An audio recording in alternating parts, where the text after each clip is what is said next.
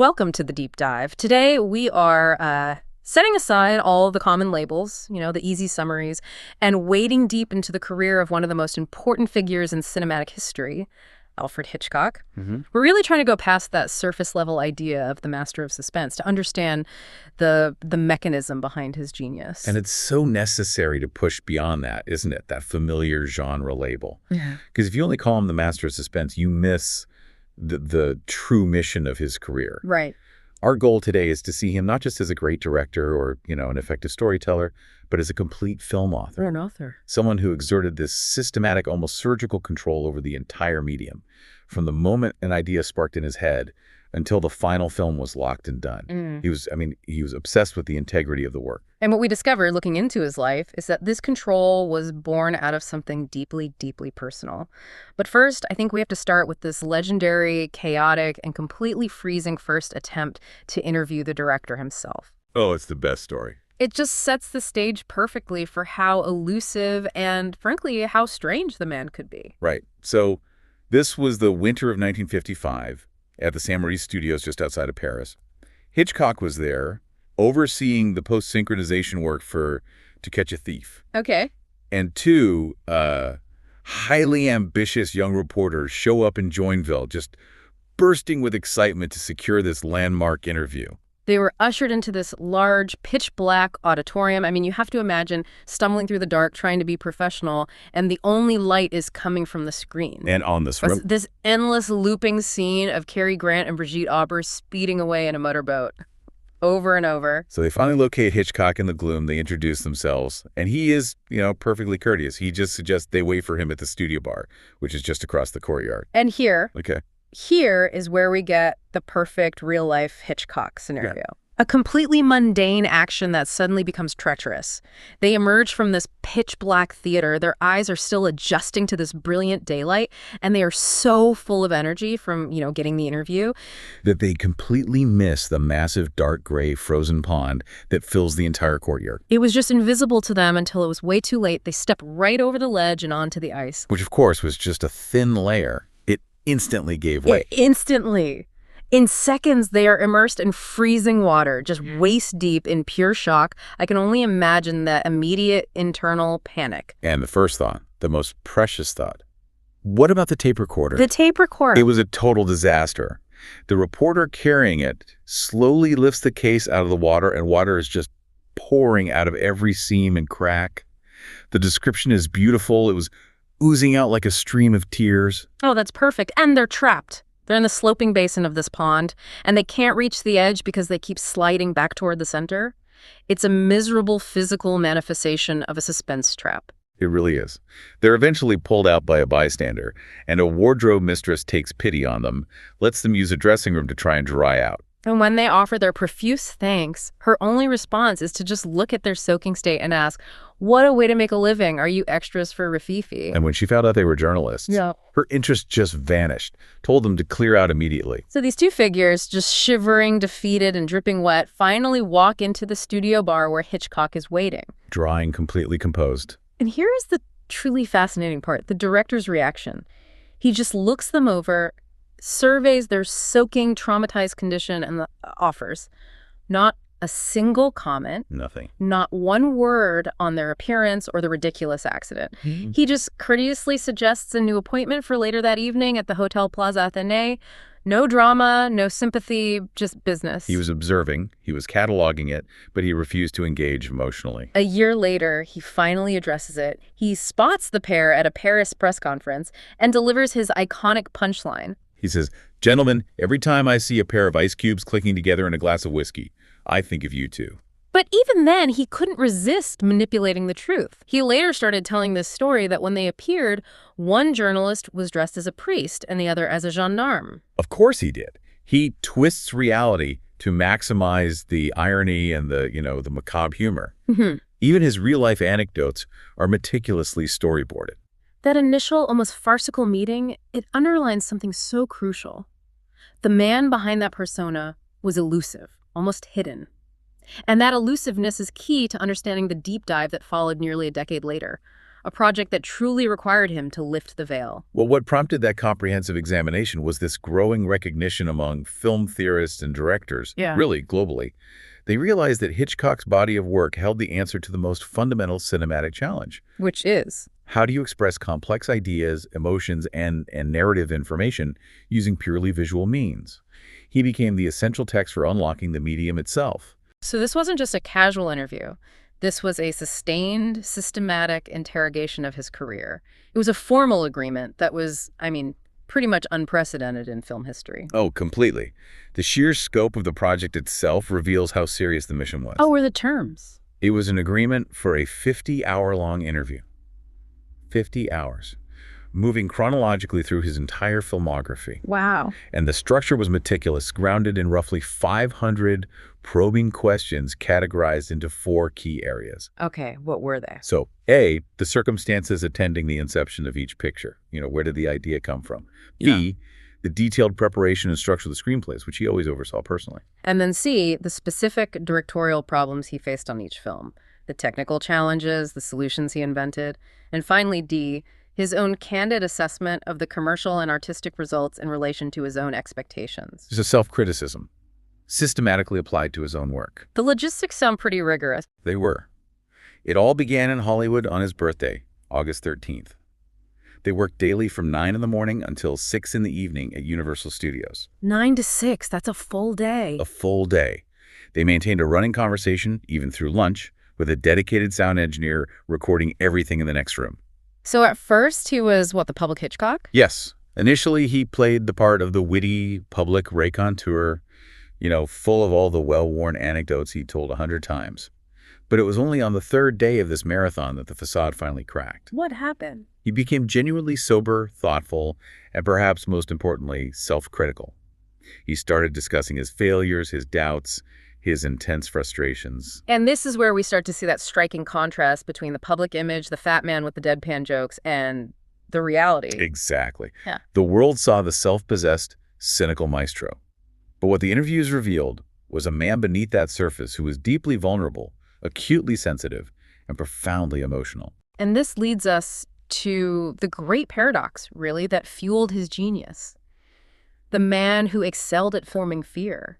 The man who could orchestrate terror on screen with such precision. Who was himself a very fearful person. Right. This vulnerability, this intensity of feeling, it wasn't a weakness. It was actually the engine of his success. He didn't merely observe terror or anxiety. He experienced the sensations he communicated to his audience with a particular, almost disabling intensity. If he wasn't feeling that knot of apprehension in his own stomach, he couldn't possibly transmit it so effectively to you, the viewer. So his films are, in a very real sense, systematic expressions of his own psychological landscape. They are. And that psychological reality, it connects directly to the core mechanism of his professional life. His absolute unrelenting need for total control. Precisely. His entire career can be viewed as the development of an ingenious defense mechanism. Right. One designed to protect the integrity of his work from all the hazards of the collaborative movie-making process. And when you say hazards, you're not talking about bad weather or budget cuts. You're talking about people. I'm talking about people. The actors, the producers, the technicians whose slightest lapse or whim or, failure of imagination could jeopardize the entire work. Absolutely. Think about the vulnerabilities inherent in a massive Hollywood production. An actor decides to improvise because they think they know the character better than the script. Or a producer steps in demanding a re-edit for purely commercial reasons. A camera operator misunderstands the emotional beat of a close-up. Any one of those things could, in his mind, corrupt the pure visual idea he had so meticulously planned. So his solution was to become the director that no one could question. Yes, he became his own producer, effectively sidelining the studio machinery. He knew more about cinematography, editing, sound technique than the specialized technicians he hired. And famously, he became the director who viewed actors as mere cattle. Right, but not because he hated them. It was because he needed to ensure they executed his pre-planned vision without injecting any chaotic, uncontrolled emotion or interpretation into it. He became famous for saying the film was finished before the first day of shooting even began, because every single moment was already mapped out on paper. That reliance on meticulous storyboards was his defense against the unexpected. If a scene was perfectly drawn and timed, then the shooting process just became the methodical execution of a finished plan. It's a way of eliminating risk. He eliminated the risk by internalizing all authority, becoming, in essence, a solitary author in a highly collaborative medium. And what he systematized through this control was the reawakening of those powerful, strong emotions from childhood. The primal tension of hide and seek, the terror when an ordinary object suddenly takes on a threatening shape in the dark. He made that raw anxiety his professional specialty. That intense presentation and control leads us directly into the concept of suspense. I think it's a common mistake to view suspense as a minor or, secondary genre technique, a gimmick to spice up a slow moment. But for Hitchcock, suspense is not a side dish. No, it is the spectacle itself. It's the dramatization of the film's narrative material, the purest, most intense possible presentation of any dramatic situation, big or small. We have that perfect analogy to show the difference, right, between an average scene and a Hitchcockian scene. We do. Let's start with the average scene. A man leaves his home, hails a cab, and drives to the station to catch a train. In most films, this is disposable exposition. It's just a bridge scene the audience barely registers. Okay, now let's apply a psychological injection. As the man settles into the cab, he looks at his watch and exclaims, "Good God, I shall never make that train." With that single line, the entire sequence transforms. Immediately, every element of that mundane journey becomes weighted with dread and emotional impact. Every red light is an antagonist. Every slow-moving truck is an obstacle of near-fatal consequence. The tension created by that frenzied imagery, the camera zooming in on the clock, the frantic look in the driver's mirror, is so persuasive that you forget to apply logic. You don't stop to think, why not just take the next train? No, the urgency simply compels your attention. The immediacy of the peril is what matters, not the rational outcome. And this is often tied to his use of the arbitrary or coincidence. Yes, his critics often jumped on his reliance on striking coincidence to initiate the plot. A random man sitting next to you on a train turns out to be a spy, or a stranger mistakes you for an international agent. He used coincidence as the starting hinge, the main structural situation. But the crucial distinction here is that he wasn't concerned with the plausibility of the setup. He was only concerned with feeding the maximum possible tension and plausibility into the drama after that coincidence was introduced. So he tightens those strings toward a kind of psychological paroxysm before letting the story unwind. The beginning might be arbitrary, but the middle and end are meticulous engines of dread. His whole determination was to compel uninterrupted, complete attention, which meant ensuring his pictures had no gaps or flaws. And that requires rethinking the entire filmmaking structure.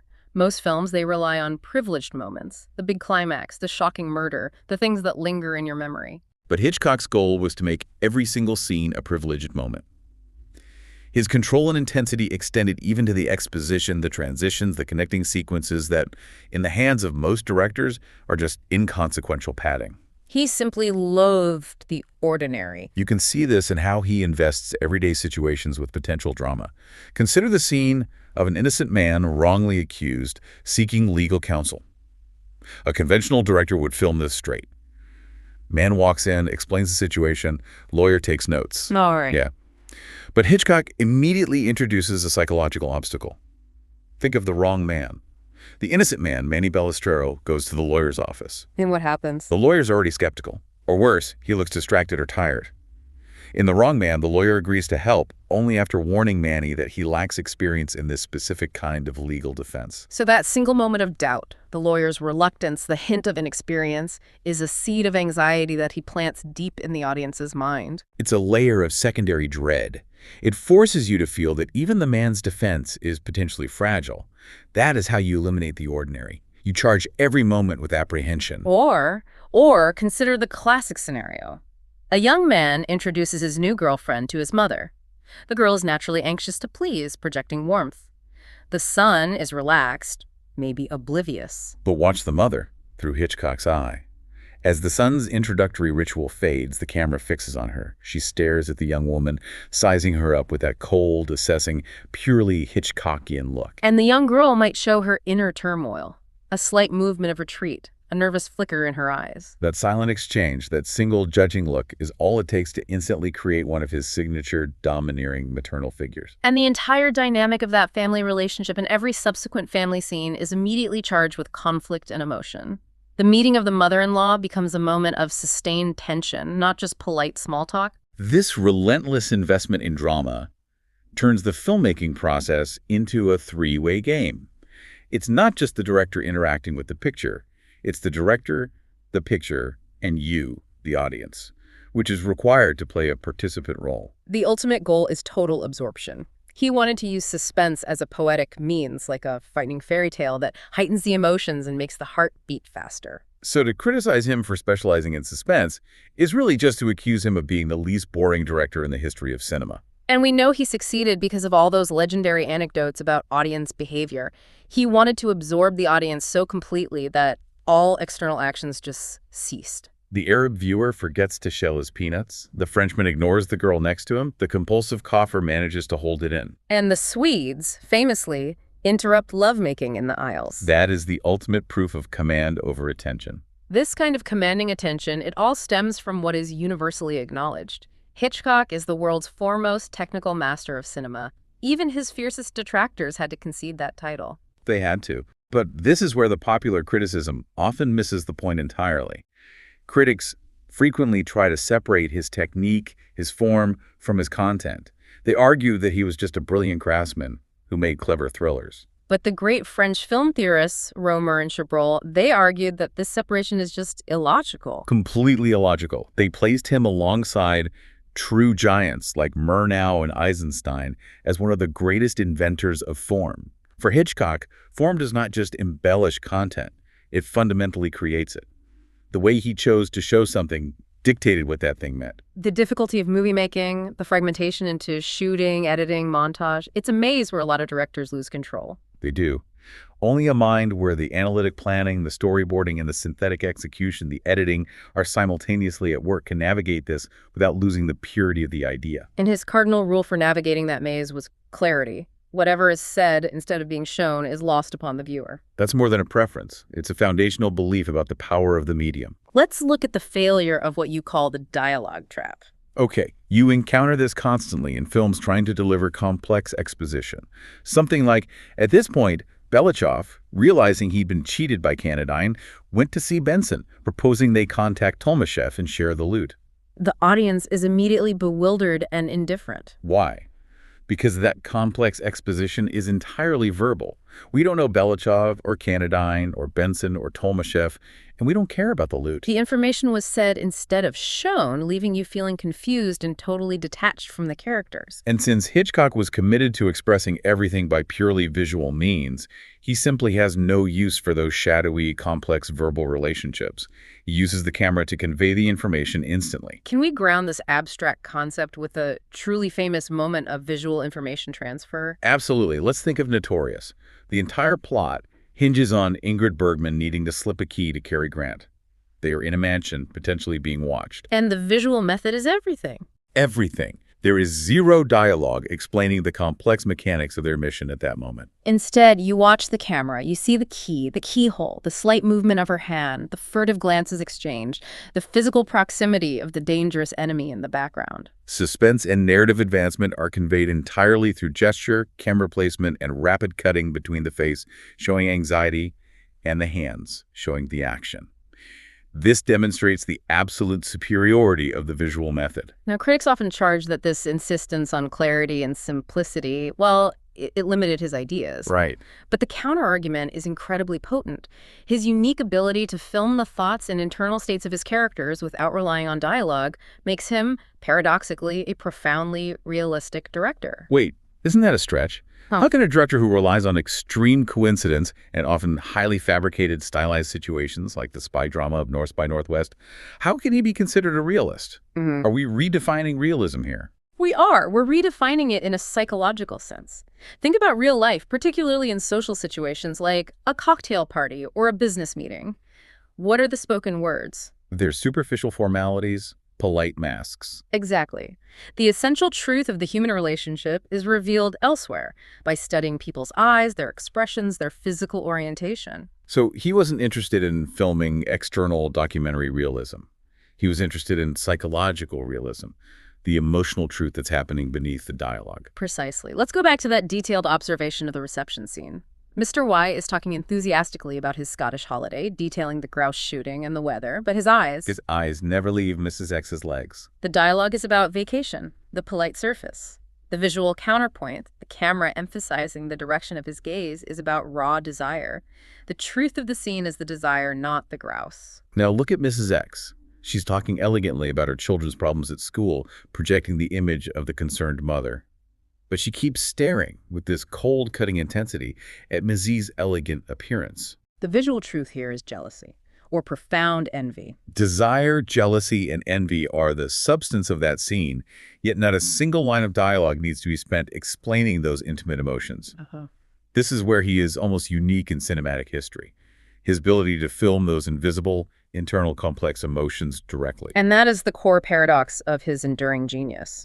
The director who is the most accessible to a universal audience, thanks to his visual simplicity and clarity, is simultaneously the director who excels at filming the most complex and subtle psychological relationships between human beings. He strips away the spoken lie to reveal the emotional truth. This mastery of pure visual language, it firmly establishes his connection to the foundational history of cinema.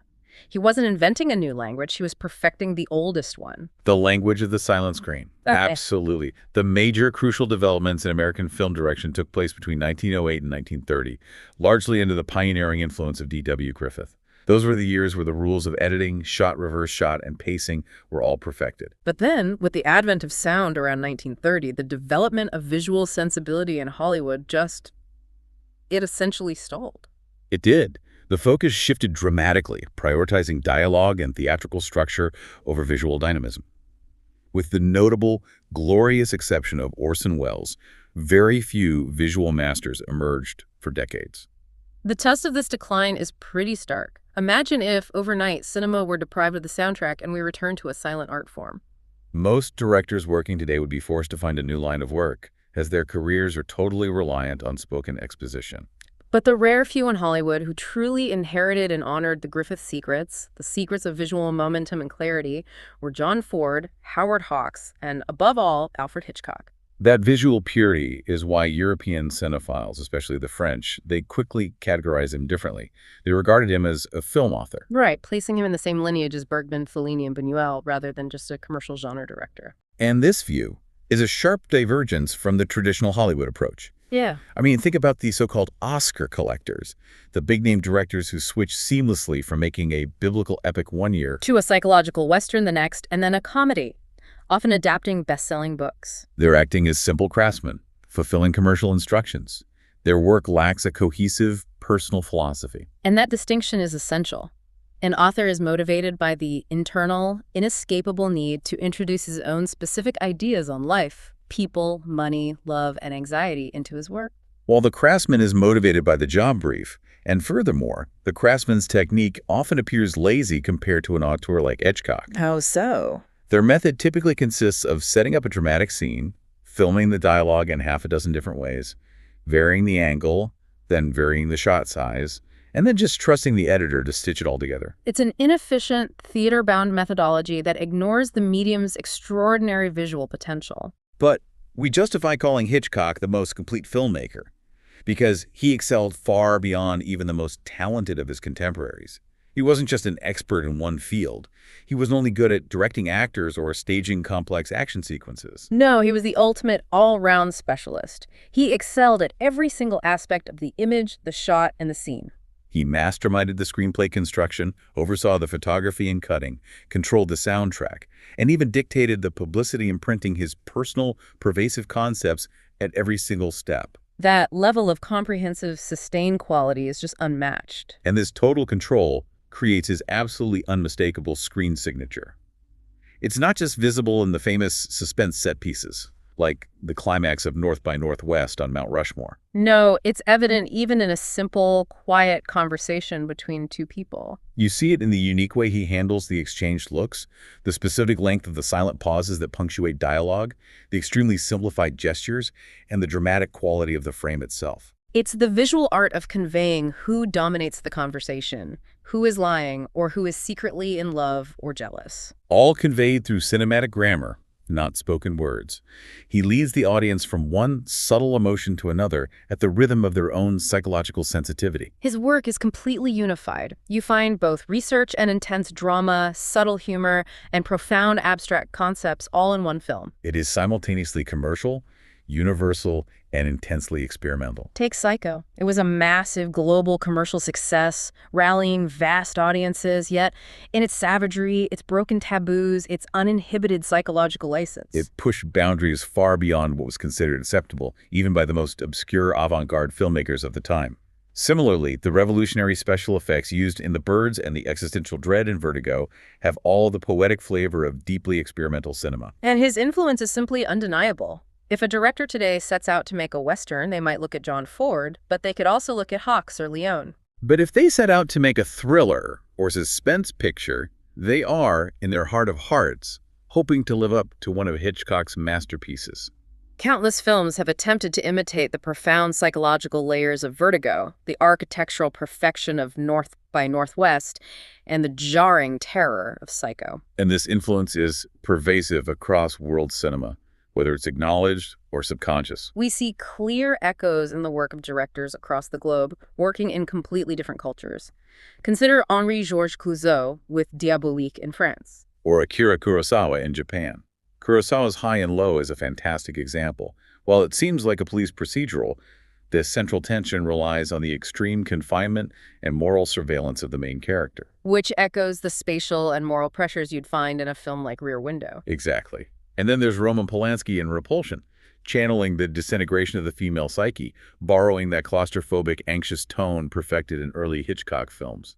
Even someone like Francois Truffaut, who helped interview him, reflected his lessons in Fahrenheit 451. And, of course, the massive influence on popular franchise culture. The James Bond series, for instance, is essentially a high-gloss, rough caricature of all of Hitchcock's work. Specifically drawing its DNA from the innocent man caught in a conspiracy template established by the 39 Steps and then perfected in North by Northwest. He deserves the position he occupies because his maturity allowed him to capture deeper truths. The ebullient young Hitchcock, who made The Lady Vanishes 30 years prior, could never have captured the complicated, obsessive emotions of James Stewart in Vertigo. Which is a work of profound maturity and a lyrical commentary on the relationship between desire, love, and death.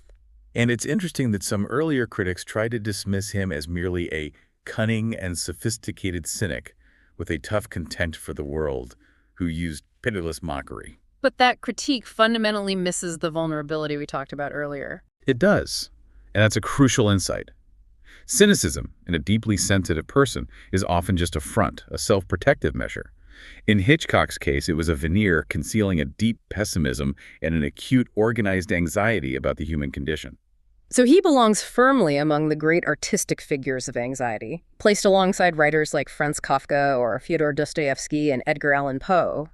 These artists didn't offer solutions. They illuminated the darkness. He wasn't involved in life, or at least he presented himself as an observer. He was the classic voyeur who merely contemplates humanity from a distance. So his mission, therefore, wasn't to show us how to live happily, but to share the profound anxieties that haunted him, helping the audience understand their own repressed fears through a kind of terrifying lucidity. He consistently denounced man's desecrations of beauty and purity through his terrifying efficiency. So what we've really distilled today is the transformation of Alfred Hitchcock from that joking public figure, the master of the deadpan gag, into the intensely sensitive, deeply fearful artist who systematically channeled his personal anxieties into the most influential cinematic grammar of the 20th century. That paradox is his legacy. His ability to capture such complex human subtlety, desire, jealousy, suspicion, guilt through pure visual simplicity remains a mechanism that is almost unmatched in cinema. His dedication to the medium was total. It surpassed all other human or professional concerns. And that leads us to a profound final thought about the commitment of the artist, particularly when that art is observational, perhaps even voyeuristic. This connects to the intense moralizing attack he faced for his masterpiece, Rear Window. The critique was harsh. People questioned the morality of the premise itself. A man, disabled and bored, spending his entire life looking into the private lives of his neighbors, culminating in his witnessing and benefiting from an act of murder. And the critics asked, is it moral to ask the audience to participate in this surveillance and revel in this terror? Is art permitted to be voyeuristic? And his reply, which is one of the most powerful statements on art over morality, cuts right to the heart of his authorship. Yeah. He said definitively, nothing could have prevented my making that picture because my love for cinema is stronger than any morality. which leaves us with the ultimate question for you to mull over. When an artistic pursuit is dedicated to revealing a truth, even the terrifying truth about human fear, anxiety, and the darker corners of the soul, does the drive for clarity and expression inherently transcend conventional moral boundaries? Or does the art always carry a necessary moral weight? For Hitchcock, it seems the relentless pursuit of the perfect, clear image was the only morality that mattered.